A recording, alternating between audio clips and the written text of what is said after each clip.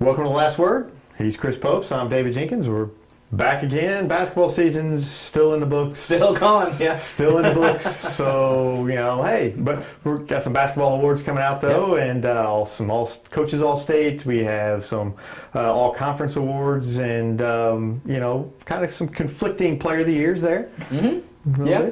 The Class 4 Player of the Year was Saxon's Fred Thatch. He's just a sophomore. That's a big, huge accomplishment for a young fella like him, and well deserved. It's when you look at Class 4 and the talent that's there. I mean, Fred Thatch, he's obviously at the top, and the Coach Association felt he was the best this year. And hey, his numbers, it's hard to beat those numbers. He averaged a double-double this year, just like he did last year, if I'm not mistaken. If not, he was very close, and very deserving award. But he is not the best player in the conference, Jinx. That's kind of confusing. It's a little confusing.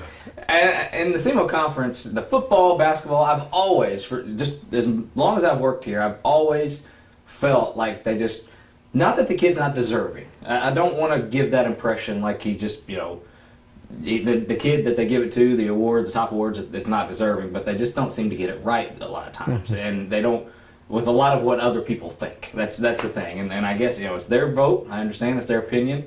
But, Cape Central's Al Young got the SEMO Conference, the top player award in the SEMO Conference, and of course the coaches vote on that. And I don't know what the vote was between the coaches. There's 7 coaches in the SEMO Conference. 8, 7 or 8, 9. Anyway, and there was just, I don't know. And you have Fred Thatch also in that same class, and who beat them in districts, although they did go one-on-one and head-to-head.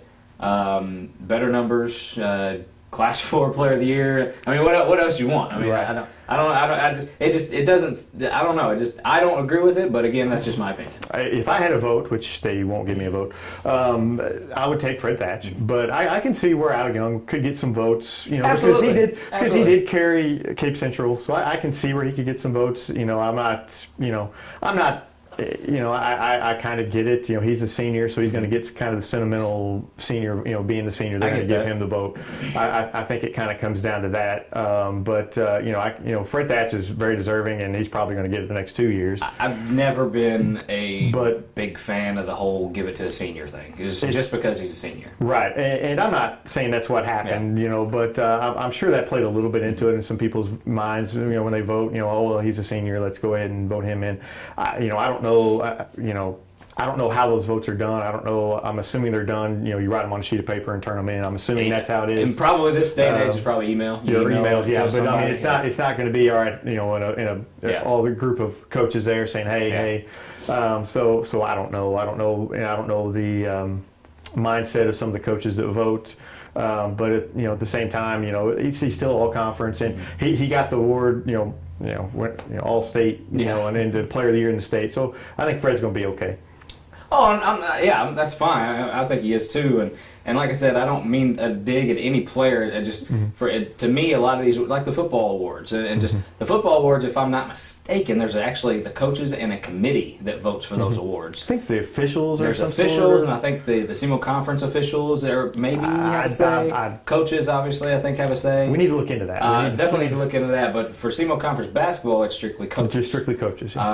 And again, I may be reading way too much into this, but there might be some teams that might not want to vote for a certain team or a certain player from a team because you have that quote unquote rivalry with them. And I hope that's not the case, and I hope I'm being just outlandish here when that's in that. But it leaves that open to interpretation. Like, it leaves those chances open a little bit in my mind when it leaves. And I don't know if you go to a committee, if you go to officials, and maybe kind of get some more input other than coaches. But coaches seem to know. You would think that they would know the best, and just in my mind, they kind of got it wrong. And like I said, it's in a lot of years with me, and I don't know, postseason awards, it doesn't really matter in the grand scheme of things, but it's just something to talk about. Something that's a gripe. I'm being old man. Saying, you know me at postseason awards, I don't care. It doesn't really matter. But if you're going to do it, try to get it right. Yeah. And like I said, I don't have much of a problem with Al, because I could see where some coaches would vote him in, because I mean he did at times put Cape on his back. I saw him do it. I saw him do it more than once. Just be the dominant player on the floor, and so I can see it. I think Fred had a lot more help, and they may have looked at that, but. Kind of flip over to the girls' side. Sykes's Taisha Mitchell. Yes. She's a junior, right? Yes, junior. She got the award, first Sykeston player to ever get the award, and that's tremendous. And there's a good group of talent there. Dakota Reynolds, I would have put her right up there. I was really impressed with her this year from Dexter. And Cassidy Thompson, I believe that's how you say her name, from Jackson. She's, I thought she had a great season too. So for Taisha Mitchell to get that honor, that's a great thing for Sykeston basketball, women's basketball, that they have not had in forever. I've been doing this for over 20 years. I'm old, but and this is the best I've ever seen a Sykeston girls basketball program by far. Oh, the numbers have proven it. By far, win total, school record win total is 22. First back-to-back single conference champ, first outright conference championship. It's tremendous, and Coach Shawnoff he's put, I think it's his 6th year, maybe the fifth or 6th year. And he's took his lumps a few times. He's had a few down years, not many, not many, but he has come in and definitely turned this program on its head. And it helps when you have players like Taisha Mitchell and Tyra Bonner and Erica Pete and girls that want to work and want to put in that time. And it's definitely showing with the results on the court. And Taisha, I think she averaged like 19 and 12. I was a little surprised by those numbers. That's how high they were, 19 and 12. That's nothing to sneeze at for a girls basketball player. And the good thing for Coach Shawnoff is she's just a junior. Yeah, she's back. They do lose Pete and they lose Bonner, but they're gonna have to fill some spots there.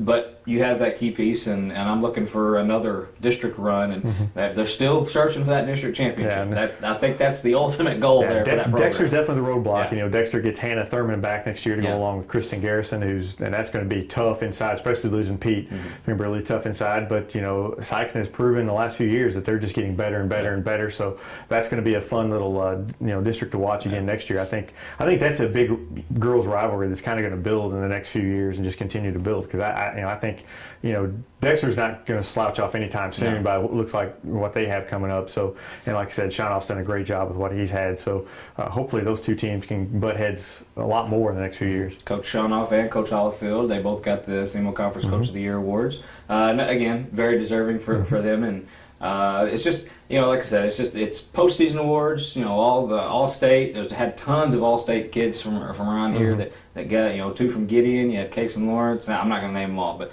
Gideon, Bloomfield, Scott Central. Very well represented. Everybody, the whole area was well represented. And you can always see that on our website and search for the sports and see that entire list and a little write up about that. But yeah, it's postseason time. There is going to be, Jinx. There's grumblings of an official media All-State. There's been some talk from been a media while All-State. Since there's been one of those. There's been a couple of years since there's been a media All-State, so we'll throw one out there. There's one kind of maybe a snub, if there was a snub in our All-State kids, and that was Tyrone Austin from Crowsville. Yeah. Was not selected for the Class 3 team. I believe it was 20 points, 8 and 6, something like that. It was pretty good numbers as far as that goes. Not thrown in there, and I know it's a coaches association. I don't really know how that works with kids and not being on the team. Right, I don't know. You have to be a part of the coaches association, or if you have to be nominated, or how that works. I don't know how that works. But I did notice that was an omission. He was a tremendous player. Saw him play a couple times and took him to the Class 3 quarterfinals, and it's just if there was a snub, I think that's one that the kid that kind of got left off. But who are you going to take off? In Class 3, you had Michael Porter Jr. in Tolton. You had his brother. You had all kinds of talent at Class 3. They don't need to be on. They're getting enough national awards. They just knock them off. Yeah, just take them off. They'll just slide someone else in there. Sure. Yeah, that'll work. Yeah, you can throw all credibility out the window if that ever happens. No. I mean, you're right. There's a lot of talent, especially as you get the bigger classes, 3, 4, 5. There is a lot of talent there, and it's tough to choose those. I've been a part of that before, and it's really tough to narrow it down as to who you want to put on there. Yeah, and for that, it's just.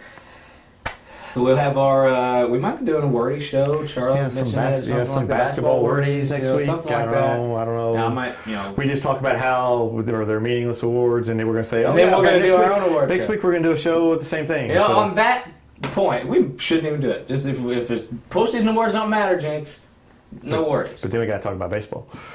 Words it talk is. about baseball. It's No. sunshine. It's been beautiful weather for baseball these first couple of days. Beautiful weather for golf. Beautiful weather for golf. Yeah. Just you go out and I will talk a little bit about baseball. I've seen a few games here and there. Jinx hasn't seen any. I've seen some You baseball. saw one game. Well, that's enough. I've saw 3. Okay. Well. and 2 of them were Sykeston. Sykeston, I think they kind of need some pitching. They're kind of one of those that they got hitting, they got fielding. They need a few more arms. Jackson, obviously, in that we'll just talk SEMO conference. They're one of the tops in SEMO conference. Papa Bluff's going to be fairly good, I think. Just looking on paper, and you got Notre Dame, of course, is always pretty good because Coach Kravitz has built a solid program there. Yeah, you could say so. You don't really need to even look a lot of times at the roster, and of course they're gonna have some up and down years, but for the most part they're gonna be good.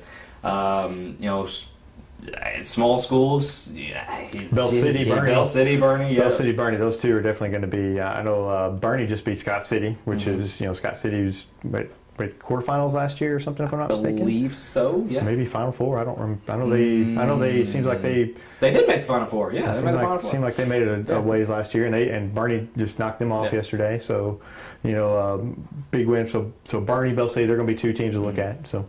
Bell City will drink the Kool-Aid this year. They've proven that they can they can beat the big dogs now. Yeah, this year they have the target on their back. Last year they were seeking. This year they have the target. So we'll see how they handle that. I think they're going to handle it well. I really do because they got all those players back. They don't seem to get rattled at all. They just seem to be good, solid baseball players. Tell you what, Stoddard County baseball, Bernie, Bell City, and that little championship over there. Yeah, you throw them up against Dexter. I think they beat Dexter, and we throw not that Dexter's in the Stoddard County, but I'm just saying, they a lot of times Dexter would kind of dominate that Stoddard County, and that I'm not sure they would this year with those 2 teams. I don't know. That's not a shot at Dexter. That's just saying Bernie and Bell City is really good. Yeah, and I look for Bell City to make another run and to make a good showing and to at least get there and see what they can happen there. And as far as that, there's no other than small schools. I don't really see anybody else. Maybe New Madrid makes a run in Class 3. Scott City's obviously on the way there. Charleston, they're getting better. They're 4-1. Charleston's getting better. 4-1. 4-1. When we're filming the show, they're 4-1. So Coach Minner's doing his thing. He's always they're getting better. Always in that baseball field. He's always in baseball mode, and I like that about Coach Minner. Doesn't matter what time of year. Could be Christmas. He's always in baseball mode. And they're starting to that program's starting to build back a little bit. So that's good to see. And we like James Nail's coming. No, wait. No, he's not going to be coming back. He's doing well though. He's doing well in the athletics organization, and hopefully we'll see him in the big league sometime. And so, Coach Minner does a good job over there. We'll see him this week sometime, and so we'll see how good they are. Try to give him the peace sign or bunny ears or what? Means we need to be starting wrapping this up. Oh, okay. Yeah. All right. It's an awful show today. I'm sorry. Well, I'm out. I have nothing more to say. Well, we'll sign it off then. We'll get off here. This is an awful show. You just sealed it up really nice there. I bring the real. You're bringing the real too. I bring the real, and I realize, there's just not much going on right now. We're start of baseball, not much really to talk about. End of basketball. It's kind of a period of, it's out. Everybody's outside. Not many people's talking sports. Everybody's outside, man. Let's sign off then before we ruffle more feathers. What do you say? Yeah, all right. That's a good idea. We'll see you. Yeah, no more ruffling feathers. We'll see you next week on The Last Word.